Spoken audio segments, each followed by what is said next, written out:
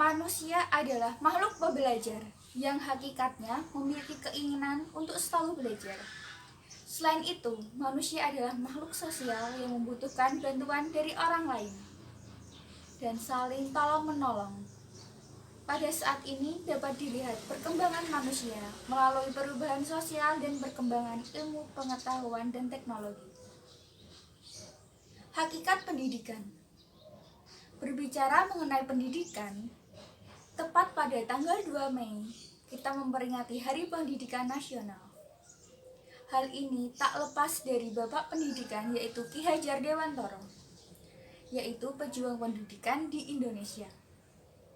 Hakikat pendidikan sendiri adalah proses menumbuhkan dan mengembangkan kemampuan peserta didik yang bermasyarakat dan membudaya. Kita sebagai calon pendidik harus berperan dalam membangun pendidikan bangsa.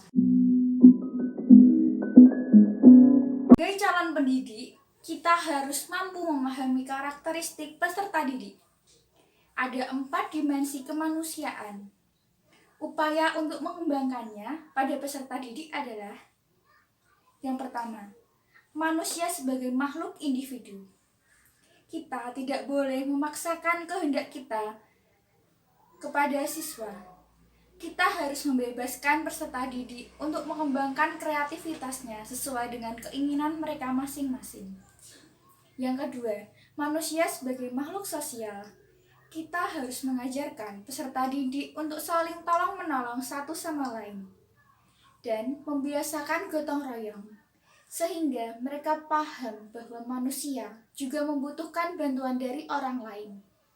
Yang ketiga, manusia sebagai makhluk sosial dapat dilakukan dengan membiasakan peserta didik untuk menerapkan 5S, yaitu senyum, sapa, salam, sopan, dan santun. Yang keempat, manusia sebagai makhluk yang religius. Hal ini dapat kita lakukan dengan cara mengawali pembelajaran dengan doa dan mengakhirinya dengan doa, sehingga siswa terbiasa berdoa dan bersyukur kepada Tuhan Yang Maha Esa. Kelas pendidikan menurut Ki Hajar Dewantoro ada 3. Yang pertama, Ing Ngarsa Song Tulodo. Yang kedua, Ing Madya Mangunkarsa. Yang ketiga, Tutwuri Handayani. Implementasi dari Ing Madya Mangunkarsa atau di tengah memberikan ide, yaitu dengan di tengah-tengah peserta didik, pendidik harus mampu memberikan ide dan prakarsa. Implementasi dari Tutwuri Handayani atau di belakang memberikan dorongan dengan cara memberi dukungan dan semangat pada peserta didik. Kondisi saat ini sangat memprihatinkan. Virus corona merajalela. Masyarakat dihimbau untuk tidak keluar rumah untuk memutus rantai penyebaran. Di sisi lain, jumlah orang yang terkena virus semakin meningkat. Tak hanya berdampak pada perekonomian, namun juga pendidikan.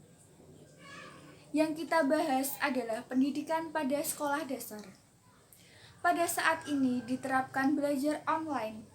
Guru memberikan materi dan tugas melalui online kepada wali murid, di mana hal ini peran orang tua sangat dibutuhkan untuk menemani anak belajar di rumah. Namun, terdapat kendala, terutama pada SD pelosok yang kurang akan sarana dan prasarana. Solusinya, sebaiknya pemerintah memberikan bantuan dalam hal pendidikan, terutama di daerah yang pelosok dan terpencil.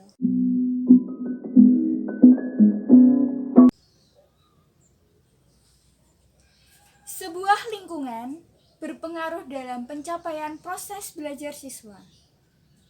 Ada pepatah mengatakan, apabila kita berteman dengan seorang penjual minyak wangi, kita akan ikut berbau wangi.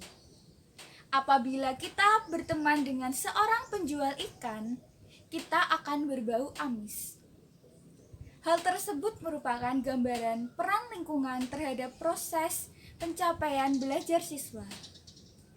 Lingkungan yang positif, dengan mudah siswa dapat mencapai proses belajarnya dengan maksimal. Mengapa demikian? Karena siswa terbiasa dengan lingkungannya yang positif dan hal tersebut merupakan dorongan untuk siswa dapat belajar dengan maksimal. Demikian apabila lingkungan negatif berpengaruh juga terhadap siswa. Kenapa? Lingkungan negatif memberikan dampak buruk terhadap siswa, sehingga siswa enggan dan malas untuk belajar, dan hal tersebut dapat mengakibatkan siswa terhambat dalam mencapai proses belajarnya.